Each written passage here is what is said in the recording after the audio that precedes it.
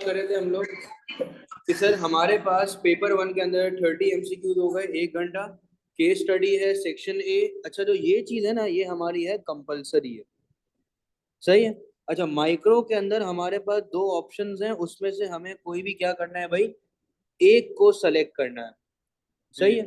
अच्छा, same is the case अपने macro के लिए। डन। अच्छा भाई, ये हो गया। अब हम लोग बात करते हैं कि क्वेश्चंस जो है इसमें कैसे आ सकते हैं। सही है। हमारे पास ये जो है, ये 20 मार्कर है, ये भी 20 मार्कर है, ये भी 20 मार्कर और ये भी 20 मार्क्स। सही है। अब 20 मार्क्स से कैसे डिवाइड हुए हैं, 8 मार्क्स और 12 मार्क्स, 8 मार्क्स और 12 मार्क्स। सही है। अब जरा हम लोग बात करते हैं कि हमें अटेम्प्ट जो है वो कैसे करना है आंसर। सही है।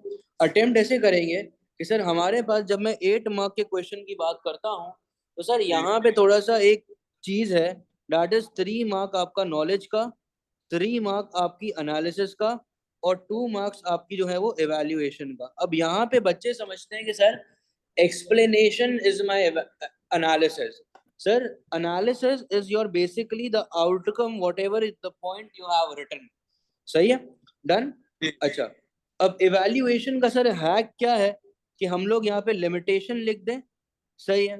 हम लोग यहाँ पे कुछ ड्रॉबैक्स लिख दें, अगर हमने ऊपर जो है वो बात जो है वो करी है, एडवांटेजेस लिखें, या हम कोई भी थ्योरी जो है वो उसके क्या लिख सकते हैं, लिमिटेशंस जो है वो लिख सकते हैं। सही है। डन। इवैल्यूएशन। डन। अब आ गया मेरे पास 12 मार्कर। 12 मार्कर के अंदर मेरे पास तीन चीजें हैं, 4 मार्क्स, 4 मार्क्स, 4 मार्क्स। 4 मार्क्स मेरे हो गए नॉलेज के, 4 मार्क हो गए वही एनालिसिस, और 4 मार्क मेरी हो गई इवैल्यूएशन। अब यहाँ पे थोड़ी सी इवैल्यूएशन थोड़ी सी कंपैरेटिवली जो है वो मुश्किल इस वजह से क्योंकि वो 4 नंबर की, पहले वो 2 नंबर की थी, अब वो 4 नंबर की हो गई। सही है। Done। अच्छा सर, अब हमारे पास एक चीज आप लोग देख लें कि एक बड़ा मिसकंसेप्शन है कि सर ओपिनियंस वगैरह लिखने होते हैं। देखें, ओपिनियंस वगैरह हमारे पास नहीं आते। सही। डन है। अच्छा सर, क्या ग्राफ के मार्क्स मिलते हैं? सर ग्राफ्स के आपको मार्क्स नहीं मिलते हैं। सही है। एग्जामिनर पता है क्या करता है, एग्जामिनर ग्राफ को कंसिडर करता है और आपको देता है क्रेडिट मार्क्स देता है। सही है। जी। अच्छा, कि मतलब अगर आपने कल को अगर कहीं पे मिस्टेक्स करी हुई हैं और ग्राफ्स उनके लिए बहुत अच्छा है, students who don't know how to explain, students who are having issues while writing the answer, तो वो अपने चीज को ग्राफिकल रिप्रेजेंटेशन से शो कर सकते हैं। समझ आ जी। गई बात? डन है। जी। अच्छा सर, ये हमने जो है वो बात यहाँ पे कर ली है। अच्छा सर, हमें कोई एग्जांपल्स देनी है?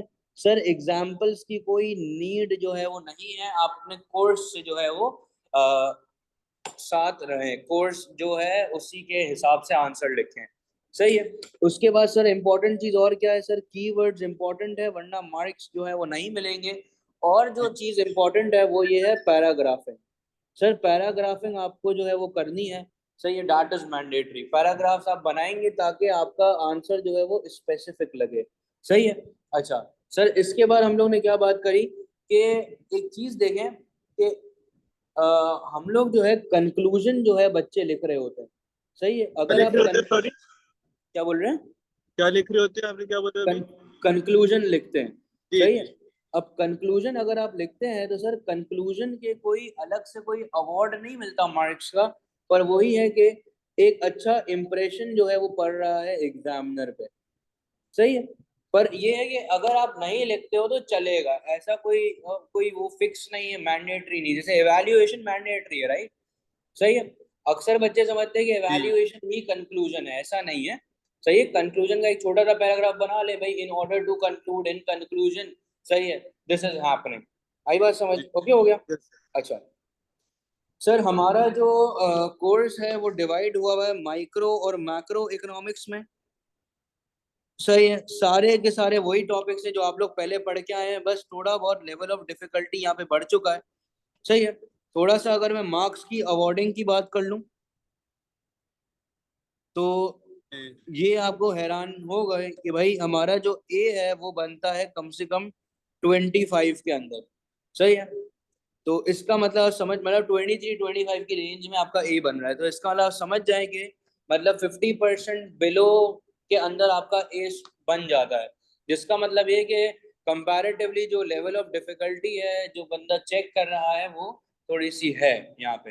डन है, ओके हो गया, आगे चलते हैं। ये हमने डिस्कस कर लिया। अब देखें हम लोग माइक्रो मैक्रो की बात कर रहे थे, तो देखें micro deals with individual demand. सही है, जो माइक्रो का आय है ये deals with the individual demand and this A deals with the aggregate demand. सही जी है, सर। एग्रीगेट का मतलब टोटल होता है। हम लोग जब डिमांड की बात कर रहे हैं तो डिमांड होता क्या है, अब देखिए बेटा डिमांड, सही है, is basically willingness and ability to buy a good or a service. अब एक सवाल आता है कि sir ji ability to buy a good or a service, देखिए आपके कोर्स के अंदर एग्जामिनर ने डिमांड को और इफेक्टिव डिमांड को एक ही कंसिडर किया हुआ है। पर अगर कल को वो आपसे पूछता है कि भाई डिमांड और इफेक्टिव डिमांड का डिफरेंस क्या है, तो एक चीज याद रखिएगा, देखिए आपके कोर्स के हिसाब से डिमांड की डेफिनेशन इज दिस, सही है, willingness and ability to buy a good. Effective demand का मतलब क्या होता है, अगर मैं जनरल इकोनॉमिक्स को देखता हूं तो ये डेफिनेशन इफेक्टिव डिमांड की है। सही है, डिमांड की डेफिनेशन के अंदर सिर्फ विलिंगनेस आता है, और आपके कोर्स में ये पूरा लिखा हुआ होता है। सही है, अच्छा ये हो गया। तो सर हमने ये बोला कि एज पर इकोनॉमिक्स का course demand and effective demand is the same thing. सही है, अच्छा क्योंकि दोनों में ability to buy, ability to buy का मतलब सर क्या बात करी हमने, हमने बात करी है परचेजिंग पावर की बात करी है। डन, क्लियर है कि मेरी जेब में कितना पैसा है। अब देखें जी हमारी इकोनॉमिक्स के अंदर है ना दो रिलेशंस हैं दुनिया के अंदर, सिर्फ इकोनॉमिक्स की बात नहीं कर रहा मैं, हर जगह पे दो ही रिलेशंस हैं। सही है, क्योंकि वो दो एक्सट्रीम्स हैं। क्या है सर, या तो पॉजिटिव है या तो नेगेटिव है। सही है, अच्छा पॉजिटिव रिलेशन है तो कर्व कुछ अपवर्ड स्लोपिंग होगा, रीजन ये कि अगर एक चीज बढ़ती है तो दूसरी चीज ही बढ़ती है। पर नेगेटिव रिलेशन के अंदर जो क्या होगा, कर एक चीज नीचे जा रही है तो दूसरी चीज आगे की तरफ जा रही है। राइट, जब मैं डिमांड की बात करता हूं तो मैं फर्दर डिमांड को जो है वो एक्सप्लेन करता हूं थ्रू लॉ ऑफ डिमांड।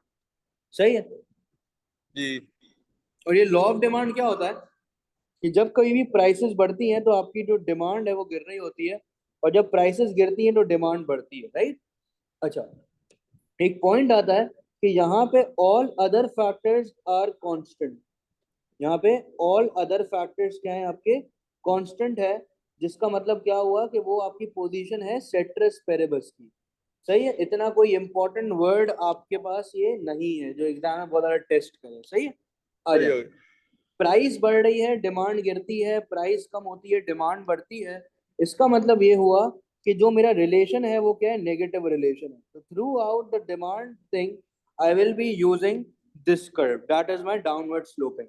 तो नेगेटिव रिलेशन है। दूसरा मैंने यहाँ से पॉइंट निकाला कि क्या है भाई, डाउनवर्ड स्लोपिंग कर्व है। सही है, डन हो गया। जी अच्छा जी तो सर अब यहाँ पे जरा मैं बात करता हूँ कि मैं डायग्राम को कैसे एक्सप्लेन करूंगा, क्योंकि डायग्राम में एक कीवर्ड है। अब जैसे ये हमारे पास आ गई, प्राइस आ गई and this is my quantity. सही है, प्राइस आ गई और ये आ गई है क्वांटिटी आ गई। सर देखें जी सर। हमने प्राइस यहाँ पे क्यों लिखा, रीजन इज कि यहाँ पे हम लोग लिखते हैं इंडिपेंडेंट चीजें। सही है, और यहाँ पे हम लोग लिखते हैं डिपेंडेंट चीजें। सही है, डन है। जब मैं इंडिपेंडेंट की बात कर रहा हूं तो इसका मतलब है कि प्राइस की वजह से आपकी डिमांड में कितना चेंज आ रहा है। तो अगर ये है मेरा डाउनवर्ड स्लोपिंग एक डिमांड कर, सही है, तो ये आ गई मेरे पास एक प्राइस आ गई है, और ये मेरे पास आ गई है क्वांटिटी। सही है, अब सर जी ये जी क्या हुआ मेरे पास कि प्राइस बढ़ती है तो क्वांटिटी ऑब्वियस सी बात है मेरी जो है वो गिर जाती है, और कल को अगर मेरी प्राइस गिरती है तो मेरी क्वांटिटी जो है वो सर क्या हो जाती है, बढ़ जाती है। राइट, अब देखिए यहाँ जी पे हो क्या रहा है, मेरे पास तीन पॉइंटर्स है, ए आ गया, बी आ गया और सी आ गया। जी आ गया सही। सही है, अगर मैं जाता हूँ ए से बी, ए से बी जाने का मकसद क्या है कि मेरे पास हुई है कॉन्ट्रैक्शन, कि due to increase in the price level मेरे पास क्या हुई है, कॉन्ट्रैक्शन। ए से जी सी सर। जा रहा हूं तो मेरे पास क्या है, एक्सटेंशन है, और एक्सटेंशन क्यों हुई है, क्योंकि प्राइसेस मेरी जो है वो गिर चुकी है। डन, क्लियर है। तो now you will be using the word extension in contraction. और कब यूज करोगे? जब हम बात कर रहे हैं कौन से कर्व की?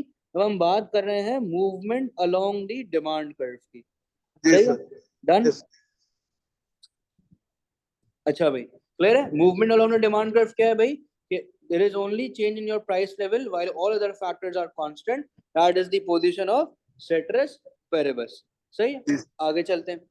फिर हमने ये सब डिस्कस कर लिया, सही है, हमने क्वांटिटी की बात कर ली। अब सर हम लोग बात करते हैं कुछ अदर फैक्टर्स की।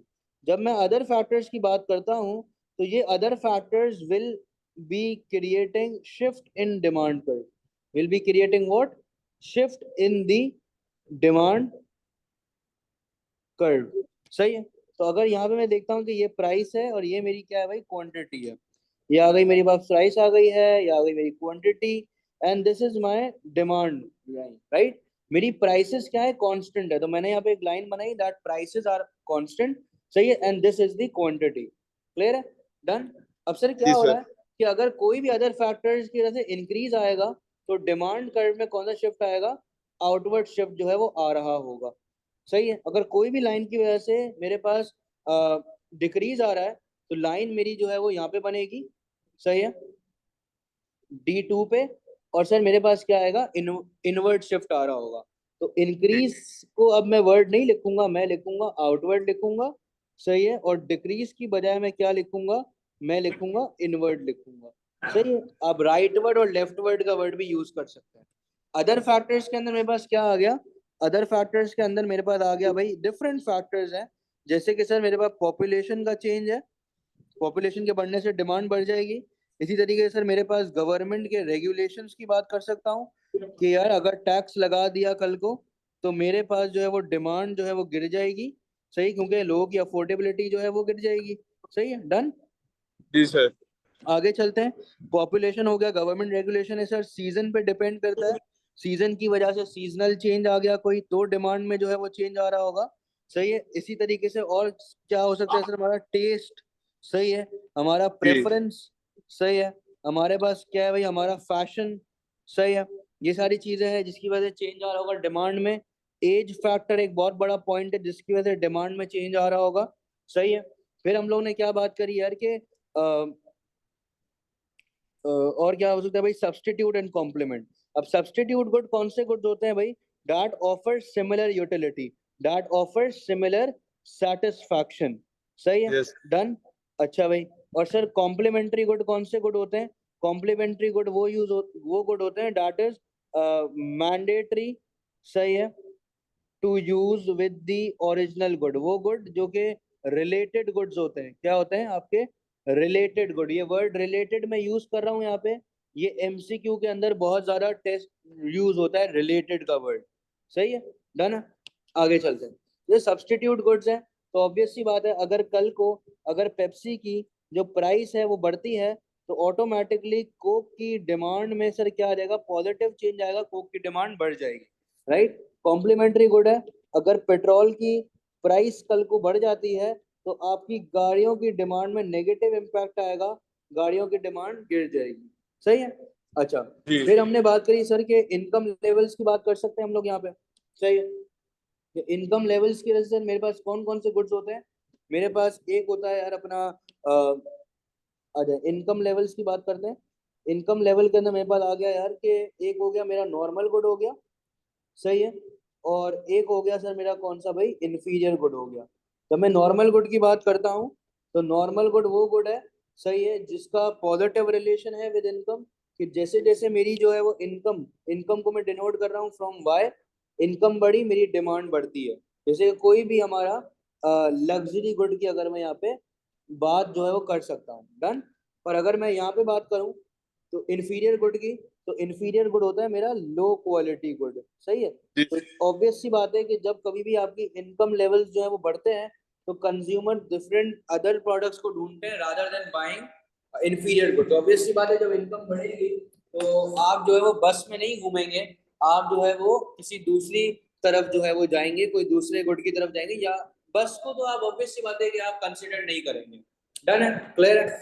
अच्छा, ये दोनों टॉपिक जो है वो इन डेप्थ के अंदर हम लोग जो है वो आगे पढ़ने वाले हैं।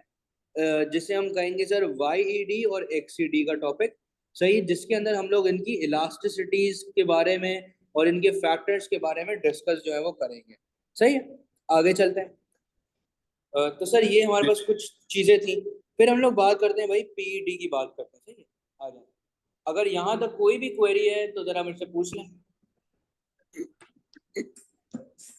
नहीं, ओके चले भाई। तो फिर हमने बात करी PED की बात करी, सही है, जी आ जाए। सर। सर अब हमारा टॉपिक स्टार्ट हुआ main, that is PED। PED का मतलब है सर मेरे पास प्राइस इलास्टिसिटी ऑफ डिमांड की मैं जो है वो बात कर रहा हूँ। सही है,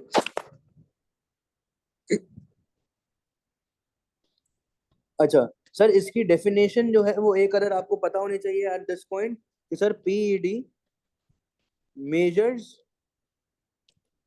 the responsiveness of this triangle represent changes in demand to change in price level। मतलब क्या हुआ, that how much demand will change in response to price level। सही है, सही है। अब देखिए PED है, अब इसके बाद हमारे पास ना डिफरेंट केसेस आते हैं PED के अंदर। सही है, कुछ होते हैं सिंपल केसेस। अच्छा भाई, इसका एक फॉर्मूला भी होता है, मैं सिर्फ आपको बता देता हूँ, परसेंटेज जी sir. Change in quantity demand divided by percentage change in price, पर इसको हम लोग बाद में देखेंगे। सर सिंपल केस में मेरे पास आ गया इनइलास्टिक डिमांड, सही है, और मेरे पास आ गया सर इलास्टिक डिमांड। सही है, जब मैं इनइलास्टिक डिमांड की बात करता हूं तो यहाँ पे सर क्या हुआ, where percentage change in quantity demand is less than percentage change in price. Sir इतना बड़ा प्राइस में चेंज आ जाएगा पर क्वांटिटी में बहुत ही मिनिमल सा चेंज आएगा। यहाँ पे क्या है, where percentage change in quantity demand is greater than percentage change in price, कि अगर थोड़ा सा भी प्राइस में चेंज आया तो क्वांटिटी डिमांड में बहुत बड़ा चेंज आ जाएगा। इसको अगर मैं एज पर ग्राफ देखूं तो और ज्यादा क्लियर हो जाएंगी मुझे चीजें कि सर ये मेरे पास प्राइस आ गई, ये हो गई मेरी क्वांटिटी। सही है, प्राइस हो गई, ये हो गई क्वांटिटी, ये प्राइस है, ये है क्वांटिटी। सर ये जो है आपका इनइलास्टिक डिमांड का कर्व है, सही है, और ये जो थोड़ा फ्लैटर सा कर्व है ये आपका है इलास्टिक डिमांड का। सही है, ये आपके पास आ गई सर प्राइस आ चुकी है, ये आ गई आपकी क्वांटिटी। अब आप खुद देख सकते हैं कि प्राइस में इतना बड़ा चेंज है बट क्वांटिटी में बहुत ही मिनिमल सा चेंज है as compare with the elastic demand curve, जहां पे हमारी जो प्राइस है वो इतनी है, क्वांटिटी इतनी है, और थोड़ा सा प्राइस में चेंज आया तो क्वांटिटी में बहुत ही मेजर चेंज जो है मुझे यहाँ पे देखने को मिल रहा है। अब ये पॉइंट में ए से पॉइंट बी की तरफ जो है वो जा रहा हूँ, पॉइंट ए से पॉइंट बी की तरफ मैं जा रहा हूँ। सही, डन। ये तो सिंपल केसेस की बात कर ली, अब आते हैं थोड़े से एक्सट्रीम केस के बारे में।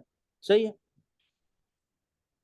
एक्सट्रीम केसेस के अंदर मेरे पास क्या आ गया कि मेरे पास जी आ गया सर परफेक्टली इनइलास्टिक डिमांड, जी परफेक्टली इलास्टिक डिमांड, जी और आ गया सर मेरे पास यूनिटरी डिमांड। सही है, परफेक्टली इनइलास्टिक डिमांड का जो कर्व है, अब इसकी डेफिनेशन जरा देख लेते हैं कि where percentage change in quantity demand, सही है, will be equal to zero. मतलब कि हमारे पास प्राइस में जितना भी चेंज आता है क्वांटिटी डिमांड में जीरो चेंज आएगा। यहाँ पे सर क्या है भाई कि where there will be an infinite change in quantity demand, और यूनिटरी में सर क्या है, where there will be same change in quantity demand in response to price level. अगर 10% प्राइस बढ़ी है तो 10% से ही क्वांटिटी जो है वो गिर रही होगी। सही है, ये हो गया आपका एक्सट्रीम केस के बारे में बात कर ली। ये सब चीजें हो गई, हमने ये सब देख लिया। अब हम लोग बात करते हैं यार कि अगर इसका कर्व बनाते हैं तो कर्व कैसे बनेगा। तो सर परफेक्टली इनइलास्टिक डिमांड का जो कर्व है वो कुछ यूं होगा ये मेरे पास आ गई है सर, प्राइस आ चुकी है, ये क्वांटिटी है, ये क्वांटिटी आ गई। जी। तो सर ये प्राइस है, ये P1 है, ये ओके। P2 है। सही है। तो सर क्या हो यस रहा है सर। मेरे पास, मैं A से B पे जा रहा हूँ, B से C पे जा रहा हूँ, मेरी क्वांटिटी कांस्टेंट है, प्राइसेस बढ़ रही हैं, राइट। अगर जी मैं सर। इलास्टिक, परफेक्टली इलास्टिक की बात करता हूँ, तो सर यहाँ पे फिर कॉन्सेप्ट यूज होता है आपके परफेक्ट कंपटीशन का, कि सर हमारे पास ये एक थ्योरी बेस्ड है। सही है। कि सर यहाँ पे हम लोग बात करते हैं रैशनल कंज्यूमर्स की, जिनके पास परफेक्ट नॉलेज है। क्या है? Perfect perfect knowledge. नॉलेज है, परफेक्ट इंफॉर्मेशन है। तो थोड़ा सा भी प्राइस में चेंज आएगा तो क्वांटिटी में इनफाइनाइट चेंज आ रहा होगा। तो सर यहाँ पे अगर आपको कल को रेवेन्यू भी इंक्रीज करना है तो बस आप क्या करें, अपनी क्वांटिटी को जो है वो बढ़ाते रहें। डन है। अच्छा भाई, जी फिर सर। हमने बात करी यूनिटरी की। तो यूनिटरी के अंदर भी सर वही सिमिलर सिनेरियो, तो ये भी थ्योरेटिकली पॉसिबल है, पर एक्चुअल वर्ल्ड में पॉसिबल नहीं है, क्योंकि हमारे पास सेम चेन से कभी भी फॉल जो है वो या इंक्रीज जो है वो नहीं आता। तो इसका कर्व कुछ यूं बनता है। सही है, शोकेसिंग कि हमारे पास क्या है भाई, सेम चेन जो है वो रिप्रेजेंट कर रहा है। सही है। डन है। अच्छा भाई, तो जी सर सर। अब जरा हम लोग देखते हैं कि हमारे पास अगर पीईडी का फॉर्मूला है। सही है। पीईडी के अगर मैं फॉर्मूला की बात करूं, तो सर क्या हुआ कि percentage change in quantity demand, जब परसेंटेज चेंज आया तो इसका फॉर्मूला क्या हुआ, new minus old upon old multiply by 100। सही है। डन। जी सर। अच्छा, और same is the case percentage change in price के अंदर, कि परसेंटेज चेंज जो है वो आपका फॉर्मूला है new minus old upon old multiply by 100। सही है। अब सर ये जो आपने फॉर्मूला बनाया, percentage change in quantity demand divide by percentage change in price, तो सर ये जो क्वांटिटी डिमांड है ये ऊपर क्यों लिखा, अभी हमने डिस्कस किया कि फॉर्मूला एक्चुअल में होता है डिपेंडेंट डिवाइडेड बाय इंडिपेंडेंट, कि प्राइस की वजह से आपकी डिमांड में कितना चेंज जो है वो आ रहा है। सही है। ये बातें क्लियर हुई। सही है। जी सर। तो इसके बाद हमने क्या बात करी कि देखें, एक चीज याद रखें, ये इंपॉर्टेंट पॉइंटर है कि लेट्स, चलो एक एग्जांपल करते हैं कि अगर मेरे पास प्राइस जो है, ओल्ड प्राइस है मेरी $10, और मेरी जो जी। ओल्ड क्वांटिटी है वो है मेरी 100। सही है। New yes price sir. मेरी हो चुकी है 50, और मेरी जो न्यू क्वांटिटी है वो हो चुकी है सर कितनी भाई, 90 हो चुकी है। सही है। आ जाए जी भाई। सर। तो सर अब क्या करूंगा, पहले प्राइस का चेंज निकालूंगा। तो प्राइस का चेंज कैसे आया मेरे पास, 50 minus 10 divide by 10 multiply by 100। तो 10 वन जा 10 टेन जा, 50 माइनस 10 40, 40 मल्टीप्लाई 10 इज 400, परसेंटेज का प्राइस का चेंज है। सही है। अब देखते हैं 90 minus 100 divide by 100 multiply by 100, तो दैट्स कमिंग आपका -10%। अच्छा, दैट्स योर क्वांटिटी। तो सर अब जरा देखें यहाँ पे कि हमारे पास वैल्यू कितनी निकली है। तो it's coming, what you will be doing is कि quantity demand is 10% divided by G. 400%, तो कितना आ रहा है आपका value, it's coming 1/40, that will be less than zero, right. तो whenever yes. it's less than zero, so it will be inelastic demand. Now sir, the reason is, चलो एक और जरा मैं एग्जांपल करता हूँ फिर आपको समझ आएगी बात। सर जी। ओल्ड प्राइस है आपकी $10। सही है। और ओल्ड जी। क्वांटिटी जो है वो है आपकी सर कितनी यार, 50 है। न्यू प्राइस मेरी हो चुकी है $12, और न्यू क्वांटिटी जो है वो मेरी हो चुकी है 10। तो सर अब क्या होगा, 12 minus 10 divide by 10 multiply by 100, तो it's coming 12 minus 2 is 2, 12 minus 10 is 2, 2 multiply 10 is 20% price का चेंज है। और क्वांटिटी में कितना चेंज आ गया, 10 minus 50 divide by 50 multiply by 100, right. 50 one जा 52 जा, 10 minus 50 is 40, 40 multiply by 2 is कितना, 80%, right. so it's yes minus sir. 80%। सही है। तो अब जरा करें कितना आया, 80% माइनस में जो था divided by 20%, so it's coming आपका 4 माइनस में। तो सर ये भी तो लेस देन जीरो है। नहीं sir, remember one thing when checking out the value of PD, remember one thing that PD is always in negative. PD क्या होता है आपका, is always in negative, as this minus sign, as this minus sign shows negative relation, uh, as this minus sign shows that price और आपकी जो demand है is having a और an inverse relationship. सही है। जी तो आप क्या करेंगे, to check what is PED. सही है, हमेशा क्या करेंगे आप, इग्नोर करेंगे माइनस के साइन को। डन है, क्लियर है। yes, sir. अभी देखिए ना, हमारे पास ये क्या आया, ग्रेटर देन वन आया। ग्रेटर देन वन अगर है तो ये क्या हुआ, इलास्टिक होता है। इसी तरीके yes, से sir. हमारे पास, हम लोग वैल्यूज लिख देता हूं अब मैं, कि अगर तो इनइलास्टिक डिमांड है तो पीईडी जो है वो आपका लेस देन वन होगा। अगर इलास्टिक है तो पीईडी ग्रेटर देन वन होगा। परफेक्टली इनइलास्टिक के केस में पीईडी इक्वल टू जीरो होगा। परफेक्टली इलास्टिक के केस में पीईडी इक्वल टू इनफाइनाइट होगा। और पीईडी इज इक्वल टू यहाँ पे क्या होगा आपका, इक्वल टू वन। सही।